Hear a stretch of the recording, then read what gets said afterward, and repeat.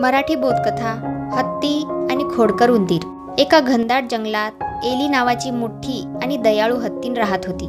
एली खूप प्रेमळ होती, त्यामुळे जंगलातील सर्व प्राण्यांना ती खूप आवडायची। एके दिवशी मॅक्स नावाच्या खोडकर उंदराने एलीला त्रास द्यायचं ठरवलं। मॅक्स हळूच एलीजवळ गेला आणि जोराने आवाज केला। एली खूप दचकली। तेव्हा सगळे प्राणी जोरजोरात हसायला लागले, पण एलीने वाईट वाटून घेतले नाही। ती आपले काम करत राहिली। मॅक्सला स्वतःचा खूप अभिमान वाटला। आता तो रोज एलीला चिडवायचा। एके दुपारी मॅक्स अन्न शोधताना शिकाऱ्याच्या जाळ्यात अडकला। तो सुटण्यासाठी खूप प्रयत्न करायला लागला, पण जाळं खूप मजबूत होतं। तो जोरजोरात ओरडू लागला।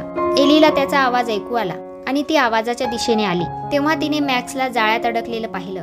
तिने लगेच आपल्या मजबूत सोंडेने जाळं तोडून टाकलं आणि मॅक्सला सोडवलं। मॅक्सला स्वतःची चूक लक्षात आली। एली, मला माफ कर, मी तुला चिडवलं आणि त्रास दिला। तू खूप मोठी आणि दयाळू आहेस आणि मी खूप खोडकर होतो, मॅक्स म्हणाला।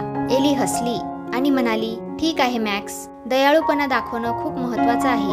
आता आपण चांगले मित्र बनूया। आणि त्या दिवसापासून मॅक्सने खोड्या करणं सोडलं आणि एलीचा चांगला मित्र बनला।